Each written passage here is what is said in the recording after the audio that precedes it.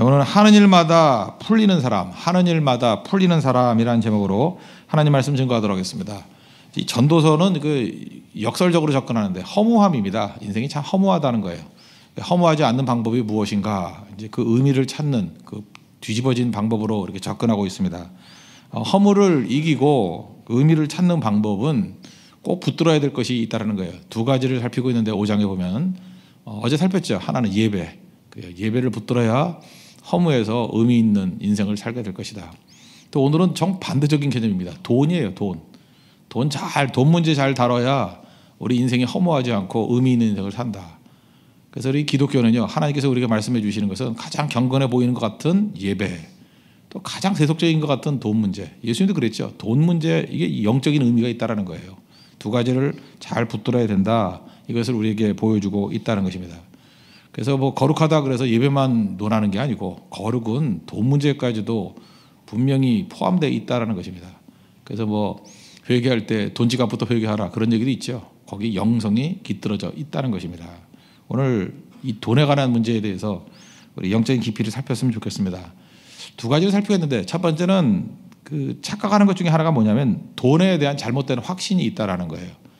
그 만족을 줄 수 있다, 보장할 수 있다, 그거 아니라는 거예요. 그걸 살필 것이고, 두 번째를 이제 주로 살필 것인데 돈에 대한 바른 태도, 세 가지로 살펴보도록 하겠습니다. 차례로 살피겠습니다. 첫 번째, 돈에 대한 잘못된 확신이 뭐냐? 이건 간단히 살피겠습니다. 돈이 우리에게 만족과 보장을 준다라는 거예요. 그렇지 않다는 것입니다. 만족과 보장이 안 되는 돈. 10절부터 12절까지를 보겠습니다. 은을 사랑하는 자는 은으로 만족하지 못하고 풍요를 사랑하는 자는 소득으로 만족하지 아니하나니 이것도 헛되다. 재산이 많아지면 먹는 자들도 많아지나니 그 소유자들은 눈으로 보는 것 외에 뭐가 유익하냐. 12절. 노동자는 먹는 것이 많든지 적든지 잠을 달게 잔다. 부자는 그 부유함 때문에 자지 못하느니라. 이건 그대로입니다. 은 사랑하는 사람이 은으로 만족하지 못한다. 새로 번역된 것은 돈이에요. 돈 사랑하는 사람이 돈으로 만족하지 못한다.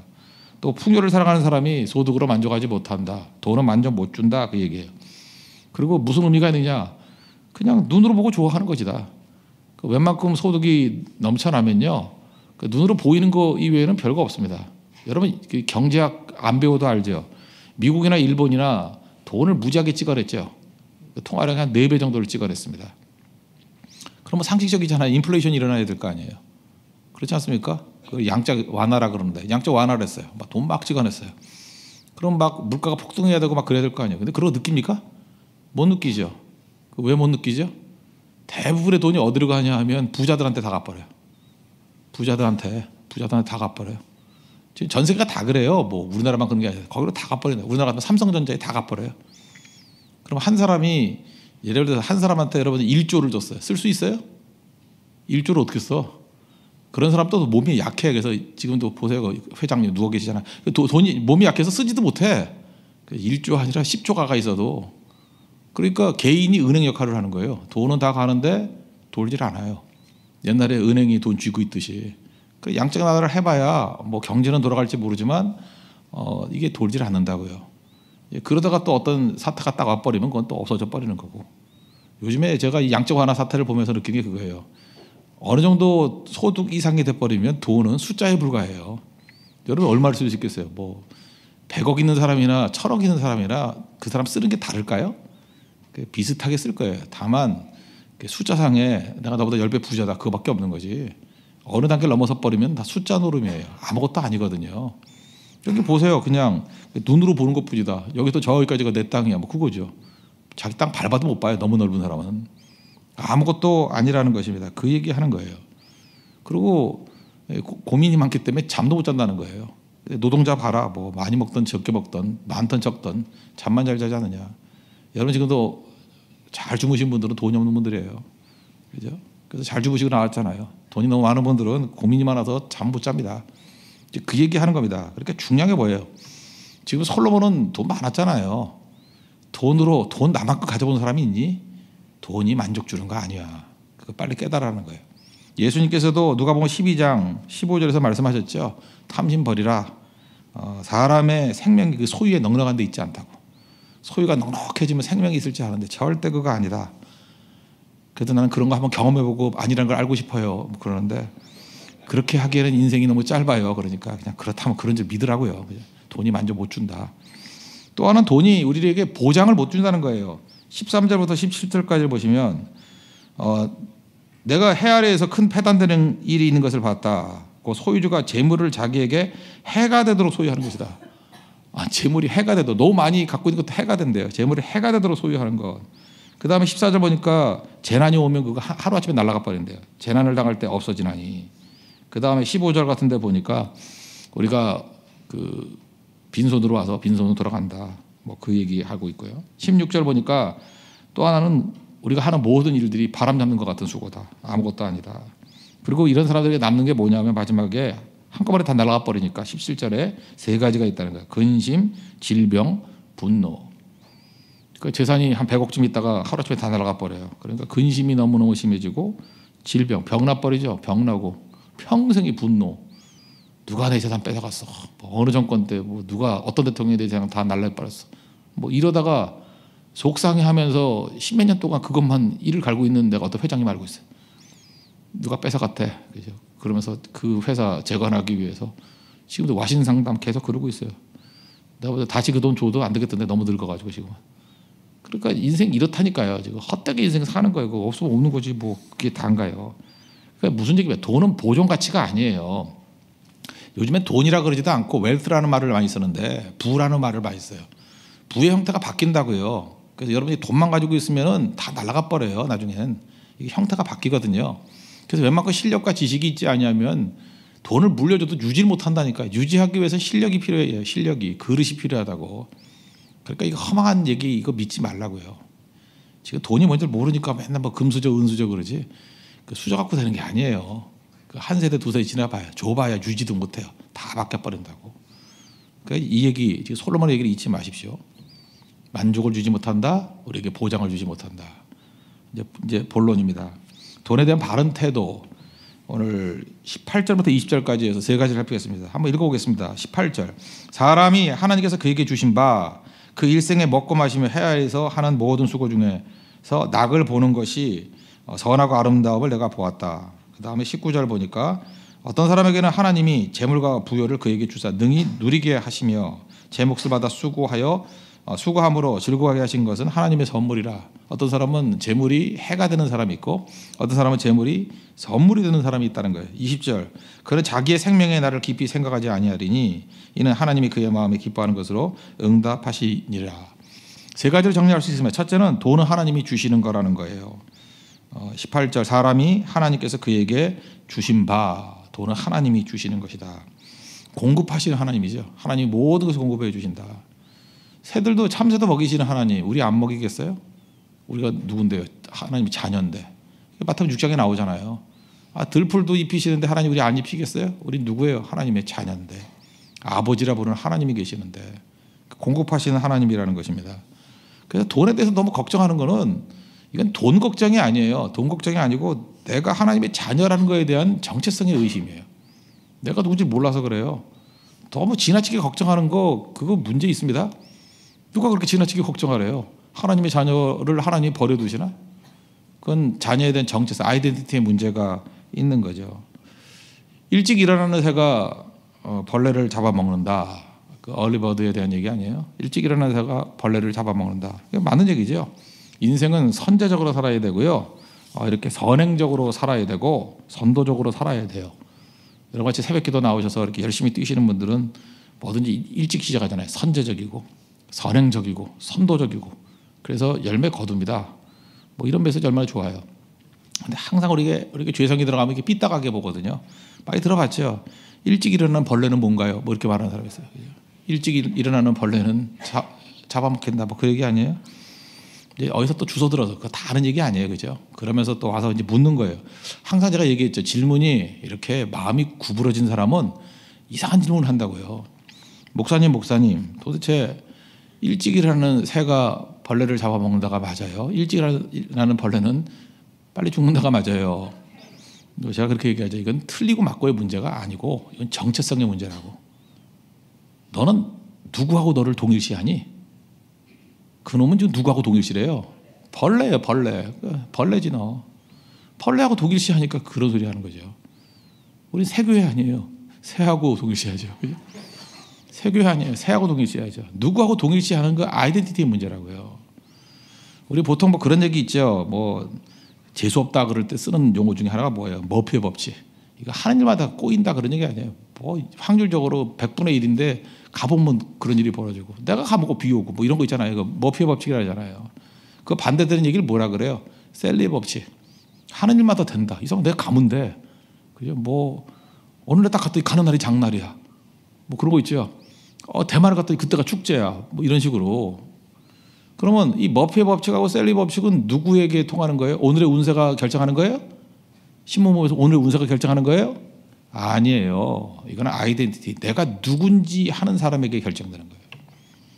그 안에 믿음의 문제라고요. 내가 하나님의 자녀다 그런 사람은 항상 셀리가 나타나요. 셀리 법칙이에요. 근데 나는 하나님의 자녀가 아니고 마귀 사촌이다 그런 애들 맨날 머피야. 뭐 되는 일만 되는 일 없어. 맨날 꼬여. 또 안 되네 안 되네 그러고 항상 그것만 보이는 거예요. 어떤 사안을 바라봐도 축복된 것은 안 보이고요. 꼭 안 되는 것만 보여. 마음이 꼬여서 그래요. 꼬여서. 하나님이 주신 거예요. 하나님이 주신 거. 그래서 그러죠. 돈 하는 사람 찍어 돈 버는 거 봤어요? 그냥 하나님의 자녀야 그러고 느긋하게 살아가는데 그냥 먹기 싫은 거예요. 그러니까 옆에서 쳐다봐서 약이 더 오르지. 나는 죽어라 노력해도 안 되는데 쟤는 놀고 먹는 것 같은데 뭐 이렇게 잘 되는 것 같이 보이고. 믿음의 사람이 하나님이 공급해 주신다는 거예요. 하나님이 돈에 대한 가장 중요한 태도라는 것입니다. 두 번째는 우리가 일에서 열매를 거두는 게 그게 복이라는 거예요. 일에서 열매를 거두는 거. 여기도 뭐 즐겁게 일해서 수고에 대한 몫을 거둔다고 이런 얘기 나오잖아요. 우린 그걸 너무 당연하게 생각해. 열심히 노력하면 열매 거두는 거지 뭐. 그런 거를 태평성대라 그래요. 우리가 너무 태평성대만 살아서 그래요. 씨를 뿌리고 거두는 거 그게 자연스러운 게 아니에요. 그게 은혜라고요. 농사지어 보면 알잖아요. 자연재해가 항상 있는데 추수까지 다 하는 거 하나님의 은혜예요. 여러분 그렇죠. 일하면 월급 주는 거 당연하다고 생각하죠. 아니요. 일했더니 월급 받는 게 복이에요. 월급 못 받는 사람 얼마나 많은지 알아요? 전 세계적으로 놓고 볼 때. 노력을 하면 목회자인 저도 마찬가지예요. 뭐 목회 열심히 한다고 다 되는 거예요? 열심히 안 하는 분들에서 안 되나? 열심히 해도 안 되는 것도 있어요. 근데 열매를 거두면 그건 복이에요. 안 되는 건 또 다른 복이겠죠. 하나님께서 그걸 통해서 다른 식의 역사를 하시겠지만 중요한 건 될 때 내 능력이 아니라는 거예요. 이게 하나님의 복이라는 거예요. 복. 그래서 뭐라 그랬어요? 이렇게 일하고 열매 거두는 것이 하나님의 선물이라고. 그래서 재물 얻는 것을 선물로 여기는 거예요. 하나님이 주신 거거든요. 내가 잘난 게 아니고. 그러니까 세상 사람이 이해 못한다 그러죠. 지가 노력해서 벌어놓고 뭐 하나님의 은혜라 그러냐? 노력한다고 다 열매 거둬요? 여러분 그 성적이 잘 나오는 사람 공부 열심히 하면 성적이 잘 나온다. 맞는 얘기예요. 공부 열심히 해도 성적 안 나오는 거 모르세요? 뭐 공부를 해봤어야 알지. 공부 열심히 해도 성적 안 나오는 경우 있어요. 그죠? 잘 나올 때 나중에 깨닫게 되는 거예요. 하나님 공부 열심히 했는데 그 공부 열심히 한 만큼 성적이 나온 거 정말로 감사합니다. 그건 인생 살아보면 알아요. 하나님이 도와주셔야 열매 거두는 거지. 무조건 열매 거두는 게 아니라는 것입니다. 이거 누려야죠. 물론 그 다음에 보너스적인 게 있죠. 내가 짓지 않은 집에 살게 되고 내가 심지 않은 포도원에서 포도 열매 따먹게 되는 그런 복도 있죠. 여호수아 24장 그 13절에 나오는. 하여튼 이 모든 것이 하나님의 선물이라는 거예요. 그러니까 하나님의 선물이라고 생각하는 사람은 그게 은사거든요. 물질이 은사예요. 돈이 은사예요. 그래서 잘 쓰임 받는다고. 근데 어떤 사람은 그 자세가 안 돼 있고 그릇이 안 돼 있으면은 그 해가 되도록 소유하는 사람이 있죠. 재물이 그에게 해가 돼요. 그러니까 어떤 사람 딱 보면 알아요. 아유, 저 사람은 저 재물 때문에 망하는군. 재물이 해가 되도록 소유하는 사람. 그 복 아니에요. 근데 어떤 사람은 충분해요. 실력을 갖췄다고 인격적인 신앙 인격이 충분한 실력을 갖추고 있어요. 그래서 그게 하나님의 선물이다. 이게 느껴진다고. 여러분의 가지고 있는 돈이 하나님과 우리 다른 사람들로 통해서 저건 하나님의 선물이야. 이렇게 인정받는 종 되기를 바랍니다. 어떤 사람은 해가 되도록 소유하고 있군. 그런 사람이 있다고요. 그거는 사실 복이 아니라는 것입니다. 세 번째 우리 돈에 대해서 우리 알 수 있는 게 뭐냐 하면 세 단계가 있는 것 같아요. 소유보다는 나눔이고 나눔보다는 의미가 중요해요. 소유만 머물러 있으면 안 돼요. 소유보다는 나눔. 그래서 이런 이야기가 있죠. 인색한 만석군보다 너그러운 천석군이 낫다. 옛날에는 긁어 모으는 게 되게 중요했어요. 그렇죠? 얼마나 소유하고 있느냐. 근데 지금 소유한다고 가치가 있는 게 아니에요. 나눔이 중요해요. 기업들도 그렇고 개인도 그렇고. 가수 김장호 씨 같은 사람이 뭐 돈 많다고 누가 인정해줘요? 돈 번 거 갖고 뭐 기부 많이 한다며? 소유보다도 나눔에 있어서 중점적으로 그 사람을 주목하는 거 아니에요? 그래서 이제 여러분들 인생이 마찬가지예요. 소유 시대 끝났어요. 돈 아무리 긁어먹어봐요. 친구 다 떠나가 버리고 아무것도 아닌 인생 돼버리죠. 그러니까 남이 공격당하니까 한 방에 다 날라버리지. 소유보다는 나눔이고, 나눈다고 하는 그 무의미한 나눔보다는 거기서 의미를 찾아야 돼요. 이게 무슨 의미가 있는가? 의미 있는 일들을 해 나가는 것들, 그게 되게 중요하다는 것입니다. 그래서 의미를 찾기 위해서는요, 잠깐만, 우리 기독교는 특징이 뭐라 그랬어요? 인클루시브. 복음의 핵심은 인클루시브. 우리가 믿는 예수님은 익스클루시브, 유일한 예수님이에요. 유일한 구세주. 그러나 예수님의 영이 우리에게 임하게 되면 그 유일한 예수님을 증거할 때 모든 일들은 다 인클루시브, 포괄적이에요. 그래서 예수 믿으면 넓어지는 거예요. 마음이 넓어지는 거예요. 좁아지면 안 된다는 것입니다. 자꾸 넓어지는 거예요. 인클루시브. 좁아지게 만드는 건 다 율법주의예요. 인클루시브, 넓어지는 거라고요. 옛날엔 보통 윈윈이라는 말을 많이 썼습니다. 한국말로 할 때는 뭐 상생 그랬나요? 너도 살고 나도 살고 같이 사는 거. 근데 이제는 윈윈이라는 것보다는 윈윈윈 시대예요. 윈윈윈, 쓰리윈. 윈윈 중에 윈윈이 다 되지 않는 게 뭐냐면 이거는 뭐 가짜죠, 가짜. 그 극단적인 예인데 도둑놈하고 장무라비하고 윈윈이죠. 도둑놈하고 도둑질한 거야. 그 노트북을 훔쳤어. 100만 원짜리. 그랬더니 장무라비가 야 30만 원 쳐줄게. 팔 데 없는데 얘는 구세주 만난 거죠. 감사해요. 장무라비는 100만 원짜리 30만 원이니까 이게 윈윈이죠. 그런 나쁜 놈들이죠. 지금 우리가 그럴 때가 되게 많아요. 너하고 나만 좋으면 다 되느냐. 근데 전체적으로 볼 때 아무 유익이 없어요. 한국교회 전체는 다 누를 끼치는데 너하고 나만 좋다. 뭐 이래가지고 다 끝내버리는 것도 있고. 그러니까 이게 좁아지면 이런 일이 벌어진다는 거예요. 그러니까 내가 좋아야 되고 네가 좋아야 되고 나, 너 그리고 전 사회가 다 좋아야 돼요. 윈윈윈, 쓰리윈 그렇게 가야 된다고요. 넓어지게. 돈도 그렇게 쓰는 거예요. 내가 좋고 너만 좋은 게 아니라 그것이 전체를 공동체를 살리게 만드는 쪽으로 가는 거. 돈은 그렇게 쓰는 거예요. 그래서 돈 쓰는 얘기들이 성경에 토초에 나오잖아요. 이렇게 하면 된다.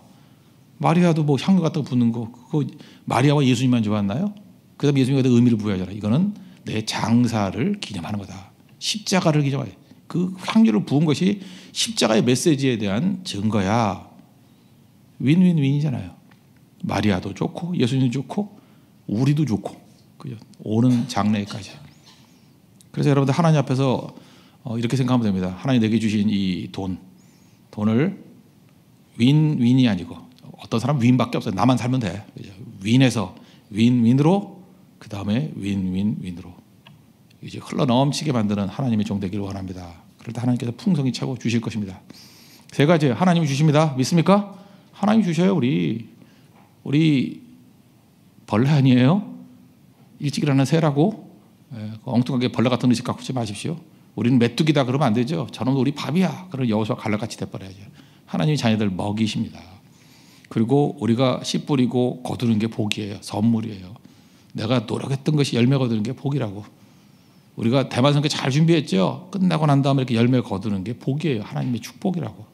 하나님 내가 땀 흘린 만큼 거두게 해 주십시오. 그게 복이에요.